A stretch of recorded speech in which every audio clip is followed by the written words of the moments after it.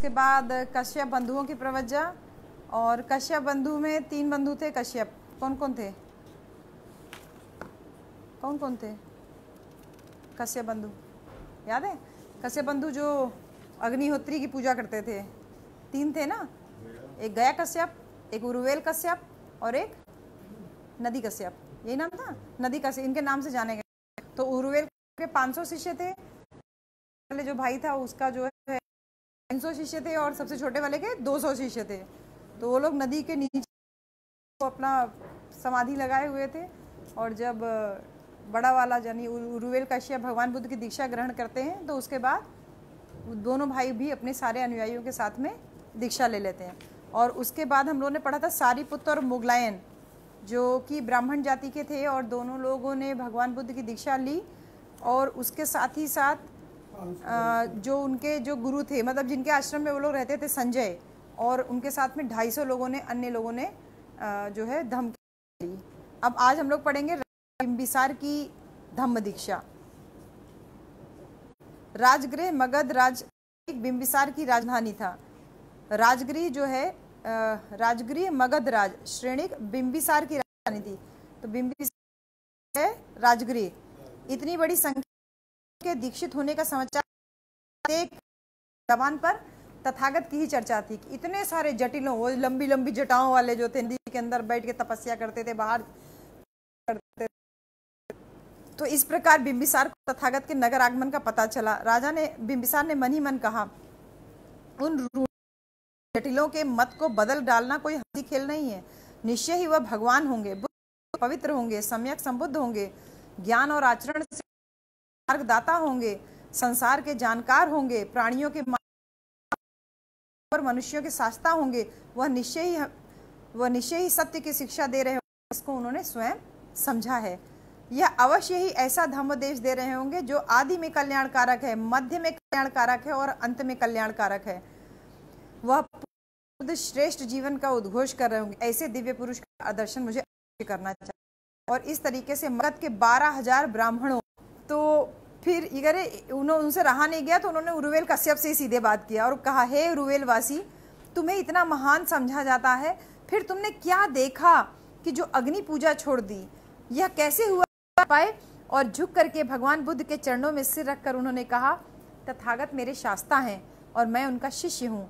तब वे 12,000 ब्राह्मण और गृहपति समझ गए कि उरुवेल कश्यप ही श्रमण की, यानी कि तथागत की श्रमण में रह रहे हैं। तब मगध के उन 12,000 ब्राह्मणों और गृहपतियों के मन की बात जान करके भगवान बुद्ध ने उनको धम्म उपदेश दिया। जिस प्रकार बिना धब्बों का स्वच्छ कपड़ा रंगों की रंगाई को अच्छी तरीके से उसी तरह बिंबिसार की अगुवाई में मगध के उन 12,000 ब्राह्मणों और पतियों को वहां बैठे बैठे ही विमल ज्ञान चक्षु, यानी जो उनका ज्ञान था वो प्राप्त हुआ। और उनमें से एक ने सभी के उपासक हो जाने की घोषणा की।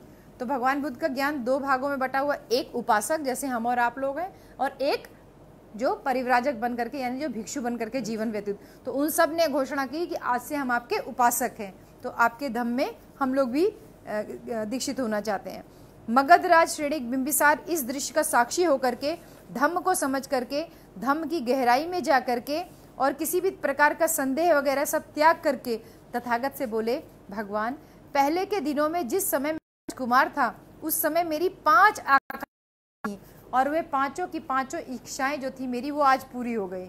तो तथागत ने उनसे कुछ पूछा नहीं, उन्होंने आगे बोलते हुए कहा, पहले समय में जब मैं राजकुमार था तो मेरे मन में इच्छा हुई कि मेरा राज्याभिषेक हो जाए, मैं राजा बन जाऊं। तो वह मेरी पहली इच्छा थी, वो पूरी हो गई। अरहत सम्यक संबुद्ध मेरे राज्य में आते, ये मेरी दूसरी इच्छा थी। तो पहली इच्छा थी कि मेरा राज्याभिषेक हो, वो हो गई। मेरी दूसरी इच्छा थी कि सम्यक संबुद्ध मेरे राज्य में आए, वो हो गई। और मेरी तीसरी इच्छा थी कि सम्यक संबुद्ध की सेवा उपस्थित होता, आज मैं वो भी उपस्थित हो गया, मेरी तीसरी इच्छा भी पूरी हो गई। और भगवान मुझे धम्म उपदेश देते, ये मेरी चौथी इच्छा थी, ये भी पूरी हो गई। और मैं उन भगवान के धम्म को हृदयस्थ कर पाता, यह मेरी 5वीं इच्छा थी, ये भी मेरी इच्छा पूरी हो गई। तो भगवान, जिस समय मैं राजकुमार था मेरी 5 इच्छाएं थी और ये सारी इच्छाएं मेरी आज पूरी हो गई। अद्भुत है भगवान, अद्भुत है। जैसे कोई अंधे को अंधे का मतलब जो मुंह के बल पड़ा हो उसको एकदम कोई सीधा, अथवा ढके हुए को उघाड़ दे, अथवा थक गया हो उसको रास्ता दिखा दे, अथवा अंधेरे दीपक जला दे। उसी तरीके से भगवान ने नाना प्रकार से मुझे धम्म उपदेश किया। मैं भगवान की शरण ग्रहण करता हूँ, मैं धम्म की शरण ग्रहण करता हूँ, संघ की शरण ग्रहण करता हूँ, और जब तक मेरे शरीर में प्राण है तब तक भगवान बुद्ध मेरे गुरु होकर के, मेरे शास्ता होकर के मेरा मार्गदर्शक करें। तो इस तरीके से राजा बिंबिसार, जो मगध जिसकी कैपिटल थी, मगध जिसका राजधानी थी, वो आज जो है उनका राजगिरी जिनकी राजधानी थी, मगध के राजा बिंबिसार जिनकी राजगिरी राजधानी थी, उनकी धम्म दीक्षा इस तरीके से पूरी हुई। अब अनाथ पिंडक का नाम किसी भी, कभी भी, किसी भी बौद्ध सम्मेलन में आप जाएंगे तो बिना इनका नाम लिए कभी भी बौद्ध धर्म की पूर्ति नहीं होती। अनाथ पिंडक का नाम अनाथ पिंडक पड़ा कैसे, और अनाथ पिंडक की किस तरीके से जो है धम्म दीक्षा हुई। सुदत्त नाम के सुदत्त कौशल राज्य की राजधानी श्रावस्ती का एक नागरिक था, यानी सुदत्त नाम था अनाथ पिंडक। सुदत्त जो है कौशल राज प्रसेनजीत, कौशल राज के जो राजा थे उनका नाम था प्रसेनजीत। तो कौशल की राजधानी थी श्रावस्ती, है अभी भी। तो कौशल पर राजा प्रसेनजीत का शासन था। सुदत्त जो है प्रसेनजीत का श्रेष्ठी था। श्रेष्ठी का मतलब खजांची। सुदत्त जो है प्रसेनजीत का श्रेष्ठी था, खजांची था। वह ट्रेजरार, उसका ट्रेजरार था। और Sudatta was a resident of Shravasti, capital of kingdom of Kosala. और उसके बाद सुदत्त वॉज नोन एज अनाथ पिंडक। सुदत्त को बाद में अनाथ पिंडक के नाम से जाना गया। वह बहुत उदारता पूर्वक लोगों को दान देता था, इसलिए उसको अनाथ पिंडक बोलते थे। जिस समय भगवान बुद्ध राजगृह में ठहरे हुए थे उस समय सुदत्त पर्सनल काम से राजगृह पहुंचा। वह अपनी बहन के यहाँ रुका जिसका विवाह राजगृह में एक श्रेष्ठी के यहाँ हुआ था। वहां पहुंचने पर उसने देखा कि वह श्रेष्ठी भिक्षु संघ और भगवान बुद्ध को भोजन कराने के लिए बहुत बड़े स्तर पर तैयारी कर रहा था। उसे लगा कि कोई या तो किसी के विवाह की तैयारी की जा रही है या किसी राजा को आमंत्रित किया गया है। जब उसको सत्य जानकारी हुई तो उसने भगवान बुद्ध के दर्शन के लिए बहुत अधीर हो चुका। उसको लगा कि इतना बड़ा कौन है जिसको मैं नहीं जानता, तो मैं भी उनके दर्शन करूंगा। और उसी रात वो भगवान बुद्ध के दर्शन के लिए निकल चला। और तथागत ने अनाथ पिंडक के हृदय की निर्मलता और उत्कृष्ट गुणों को तुरंत जान लिया और उसका स्वागत किया। और उसने भगवान द्वारा किसी भी विषय पर धम्मोपदेश की इच्छा प्रकट की कि भगवान मुझे उपदेश दीजिए। तब तथागत ने उसको प्रश्न किया कि कौन है जो हमारे जीवन को मूर्त रूप करता है? क्या यह कोई ईश्वर है या कोई सृष्टिकर्ता? यानी हमारे जीवन को किसने मूर्त रूप दिया, किसने एग्जिस्टेंस जो हमारा है उसको एक विजिबल फॉर्म में कौन लेकर के आया। देखिए ये नंबर 6 है इसका। वो बोल रहे हैं कि who is that shapes our lives, हमारे जीवन को कौन शेप करता है? और ईश्वर अ पर्सनल क्रिएटर, या वह कोई ईश्वर है, कोई सृष्टिकर्ता?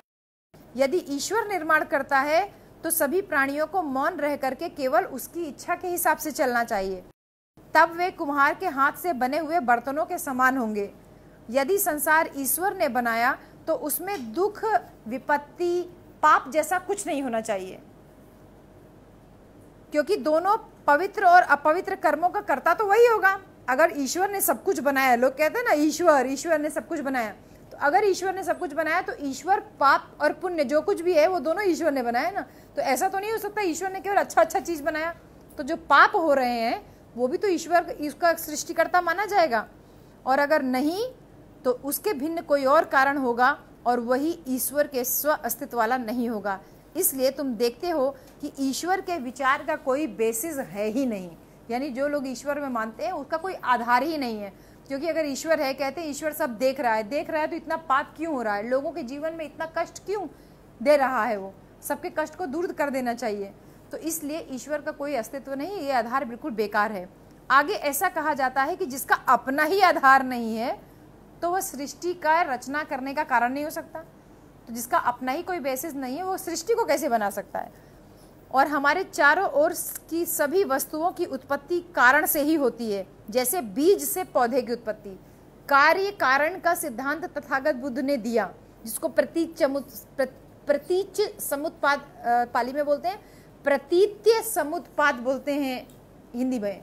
प्रतीत्य समुत्पाद यानी कि कार्य और कारण, जैसे बीज से पौधा बनता है, उसी प्रकार सभी चीजों की उत्पत्ति होती है।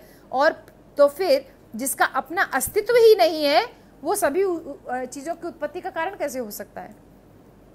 यदि वह सर्वव्यापक है, यानी सब तरफ है, तो वह निश्चित ही वह उनके रूप का निर्माता नहीं है।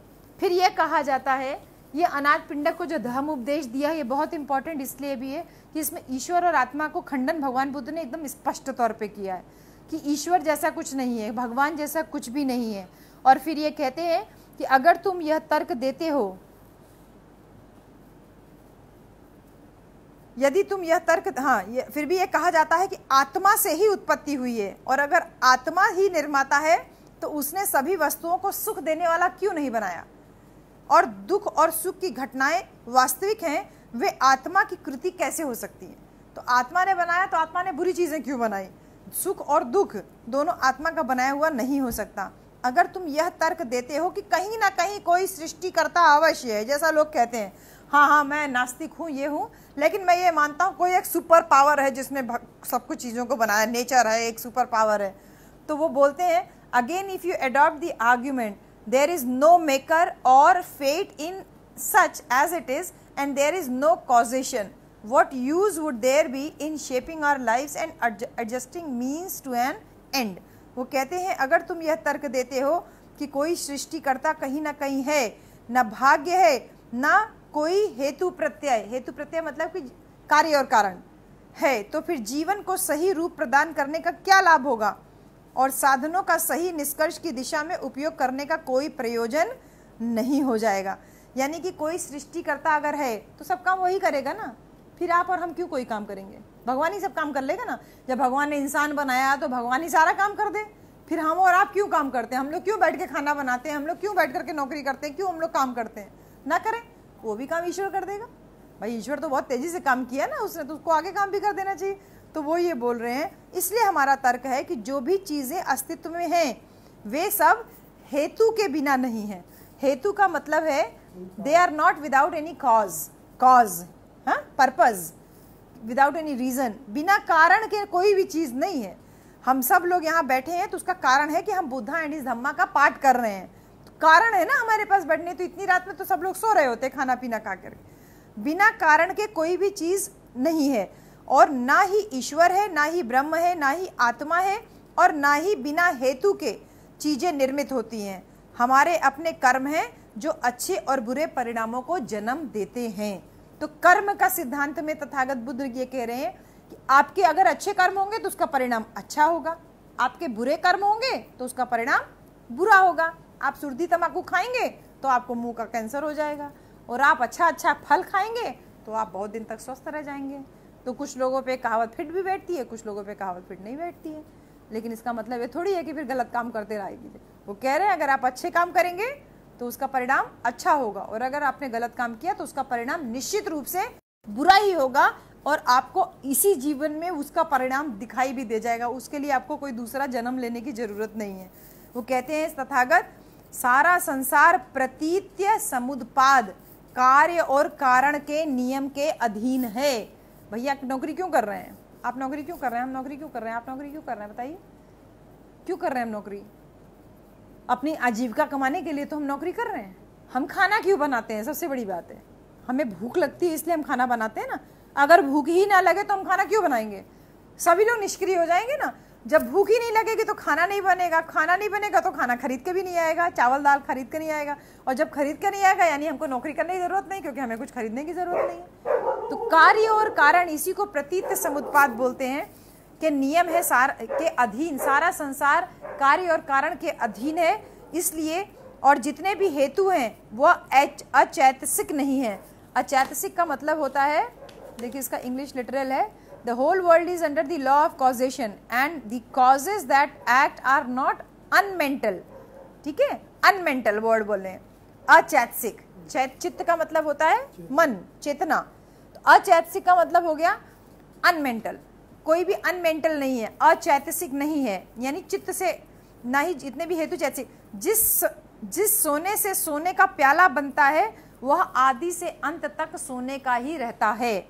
इसलिए ईश्वर और उससे प्रार्थना करने संबंधी सभी जो झूठी धारणाएं हैं उसको त्याग दीजिए और इन कल्पनाओं में मत उलझिए कि हम आत्मा और आत्मार्थ से हमको मुक्त होना चाहिए, क्योंकि सभी चीज़ें हेतु के साथ में हैं। अनाथ पिंडक बोला, तथागत ने जो कुछ भी कहा मैं उसको देख रहा हूँ, मैं अपने मन को जागृत करना चाहता हूँ। मेरी बात को सुन करके भगवान मेरा मार्गदर्शन करें कि मुझे क्या क्या करना चाहिए। मुझे जीवन में बहुत कामकाज रहता है और बहुत अधिक धन होने से मैं बहुत चिंता में भी रहता हूँ, फिर भी मैं अपने काम को आनंद पूर्वक करता हूँ, परिश्रम से उसमें लगा रहता हूँ। बहुत से लोग मेरे सेवा में हैं, नौकर चाकर हैं और उन सब की आजीविका मेरे ही ऊपर, मेरे व्यापार पर ही निर्भर है।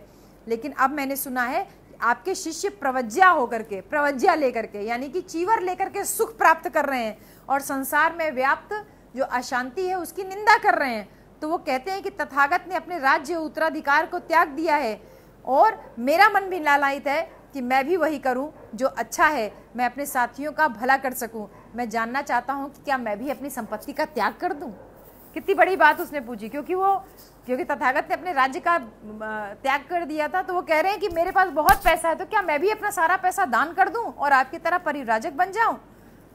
तो वो कहते हैं कि तुमसे मेरा कहना है कि गृहस्थ जीवन में ही बने रहो और परिश्रम के साथ अपना व्यवसाय करो। अपना जो भी बिजनेस कर रहे हो उसको गृहस्थ बन करके तुम करते रहो। और आदमी का जीवन धन दौलत और अधिकार उसको अपना दास नहीं बनाते, किंतु जीवन धन दौलत और अधिकार के प्रति आदमी की आसक्ति है जो उसको दास बना देती है। आसक्ति का मतलब क्या होता है? हाँ, वो कहते हैं कि it is not life and wealth and power that enslave man. हाँ, उसको एनस्लेव क्या करती है? But the cleaving to life and wealth and power. वो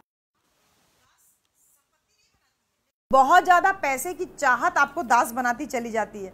इसलिए जो भिक्षु आनंद से जीवन गुजारने में संसार का त्याग करते हैं उनको लाभ नहीं होगा, क्योंकि आलस्य का जीवन घृणित जीवन है और शक्ति का अभाव तिरस्कारपूर्ण है।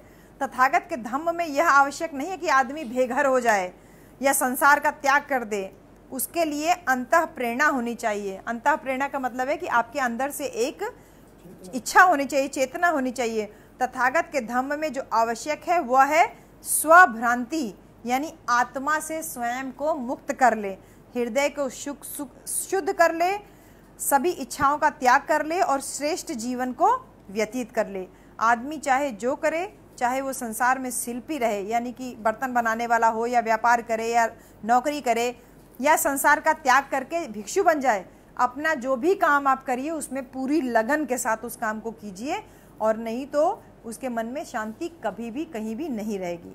अनाथ पिंडक को लगा कि उसने श्रेष्ठ सिद्धांत को जान लिया है और यही भगवान बुद्ध का धम्म है, और इस तरीके से तथागत में उसने एक बहुत गहरी आस्था दिखाई और भगवान बुद्ध का वो शिष्य बन गया। तो उससे इस प्रसंग से हम लोगों को एक शिक्षा मिलती है कि हम जो भी बातें कर रहे हैं तो इसका मतलब ये नहीं कि हम सब चीज़ से विरक्ति ले लें, हम गाड़ी से ना जाएं, हम नौकरी करना बंद कर दें, पैसा रुपया ना कमाएं। नहीं, तथागत ये कह रहे हैं कि आदमी का जीवन प्रसन्नता प्राप्त करने के लिए, और वो प्रसन्नता किससे आ सकती है? जब आप अपने मन को जितना काबू में कर लेंगे। आपका मन सिगरेट पीने के लिए कर रहा है, आपका मन दारू पीने के लिए कर रहा है, आपका मन फालतू का जितने काम है वो काम करने के लिए कर रहा है, तो तथागत कह रहे हैं जीवन का उद्देश्य ये नहीं है। जीवन का उद्देश्य आप अपने आप को किस तरीके शुद्ध कर रहे हैं वो उद्देश्य है। और शुद्धता नहाने धोने से नहीं आती, शुद्धता किसी मंदिर में जाके घंटा बजाने से नहीं आती। शुद्धता आती है 5 शील का पालन करने से और 8 अष्टांगिक मार्ग जो है उसका पालन करने से मन की शुद्धता आती है। तो आप उपासक बने रह करके भी आप एक सामान्य जो है धम्म उपासक बन करके अपना सामान्य जीवन व्यतीत कर सकते हैं और धम्म का प्रचार प्रसार कर सकते हैं। कोई मैंने चीवर तो लिया नहीं है, लेकिन फिर भी हम गृहस्थ रह करके धम्म का प्रचार प्रसार कर सकते हैं। ये अनाथ पिंडक के जीवन से हमको शिक्षा मिलती है। तो आप लोग इस बात को याद रखिएगा, अनाथ पिंडक का बहुत बड़ा जो है नाम है। अनाथ पिंडक ने ही जेतवन जो अभी भी है, आप कभी भी श्रावस्ती चलिए तो वो जगह आज भी है जो भगवान बुद्ध के लिए उसने पूरा खरीद करके दे दिया था, और वहाँ पे तथागत ने अपने जीवन का सबसे ज़्यादा समय श्रावस्ती में बिताया, जेतवन में। वो आज भी है वहाँ पर। अब वहाँ पे किसी दूसरे देश के लोगों ने अपना टेम्पल वगैरह बना कर उसका मेंटेनेंस कर रहे हैं, और लेकिन वो आज भी मौजूद है वहाँ पर। आप कभी भी उसको जा कर के उसको देख सकते हैं। तो अब अगर आप लोगों को तो नींद आ रही होगी, क्योंकि ये तो बहुत बड़ा प्रवचन हो गया भगवान बुद्ध का। अब कल ही हम लोग पढ़ पाएंगे रट्ठपाल की प्रवज्जा। वैसे एक बहुत अच्छा थी राजा प्रसेनजित की भी जो है इच्छा। राजा प्रसेनजित का एक बहुत अच्छा प्रसंग है, ये तो अभी है ही, कैसे उनकी धम्म दीक्षा होती है। राजा प्रसेनजित भगवान बुद्ध के पास बैठे होते हैं और फिर उनके उस खबर मिलती है, उनके महल से खबर आती है कि उनको बेटी पैदा हुई है। तो उनका मुंह एकदम लटक जाता है।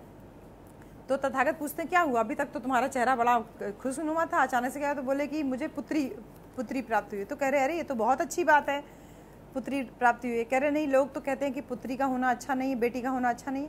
तो बोले कि तुमको ये किसने कह दिया कि बेटी का होना? कह रहे ये बेटियां तो आगे चल करके बड़े बड़े राजा महाराजाओं को जन्म दे सकती हैं, ये बेटियां आगे चल करके मेरे जैसे भगवान बुद्ध को पैदा कर सकती हैं।